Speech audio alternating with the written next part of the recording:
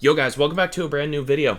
Today I wanted to talk a little bit about D2R and all of the changes that have been made to the game since its launch. With some of the more recent changes made to this game, I'm kind of starting to wonder if D2R is maybe becoming a little too modern for its typical fan base. The first thing that I want to take a look at is a very recent addition to the game for latter Season 3. It is the Runeword Mosaic. Now because this is an assassin claw, you can dual wield these, which will effectively give you a 100% chance for finishing moves not to consume charges. There seems to be a pretty good number of players who are not really satisfied with the direction of this Runeword because of the way that it makes the class play. Although most players are really excited to get a strong new build, especially for the martial arts assassin that felt like it could use a buff, people are a little upset based on how it works aesthetically. It kind of looks more like a PoE build or a Diablo 3 build as opposed to something from Diablo 2. When we compare the aesthetics of how this build looks when you're fighting compared to something like a Blizzard Source or a Hammerden, it is completely different and it looks way out of this world. One thing that I really like about Diablo 2, and I know a lot of people do as well, is that skills don't necessarily take up the entire screen. That's sort of a problem in Diablo 3, where for example, if you're casting Fist of the Heavens, you're playing a Crusader, and you've got lightning everywhere. When you see lightning from enemies on the ground, it's kind of hard to tell if that's yours or theirs, and sometimes it ends up damaging you.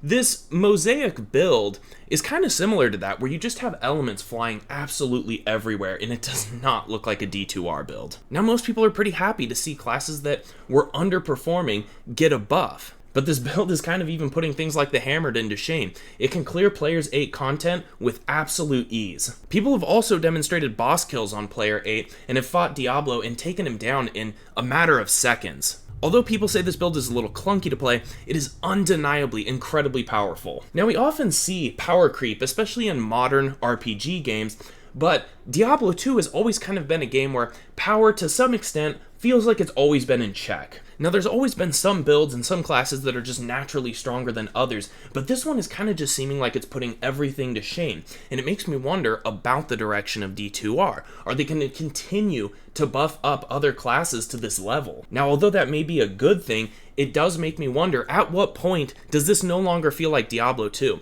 At what point does power creep and the introduction of all these new items and rune words become too much? Another example of new power being added to D2R was the addition of Sunder charms in Season 2. These are grand charms that you hold in your inventory that effectively remove monster immunities to whatever element that you're playing. So for example, if you're playing a cold sorceress, you can carry a cold Sunder charm, and monsters will no longer have cold immunity. Hands down, one of the hardest parts about Diablo 2 is dealing with monster immunity. It has always made getting through hell difficulty incredibly difficult because there's some monsters you just simply can't fight.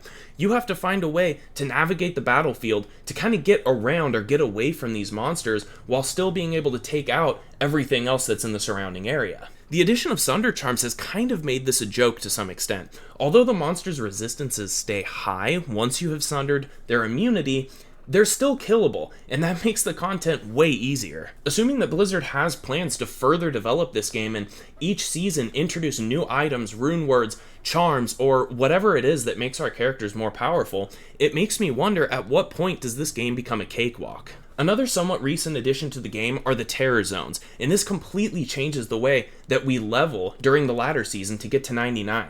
So once again, another alteration to the game that completely changes the way that we approach it and play it. In fact, with the introduction of these terror zones, in Season 2, a streamer by the name of Mr. Llama got to level 99 in just 5 days. Now I could understand why a lot of people like the addition of terror zones, especially because it gives most players a realistic chance at actually getting to level 99. But the best way to achieve this, in the way that it was achieved by Mr. Llama, is not very fun. It's not really an engaging way to play the game.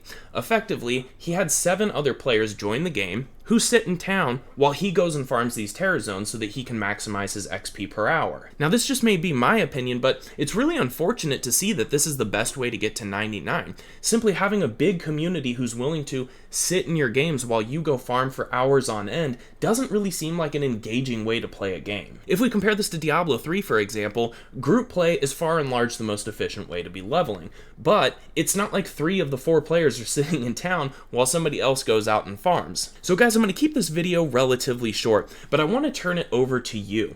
I want to ask you, Is this a slippery slope? What is the future direction of this game, and is it looking like a good thing or a bad thing? With further development, does this game even still stay as Diablo 2, or is it something entirely different? Are we already at a point where this game is entirely different? As always, guys, I genuinely appreciate you for tuning in. Thank you so much for watching, and we'll catch you on the next one.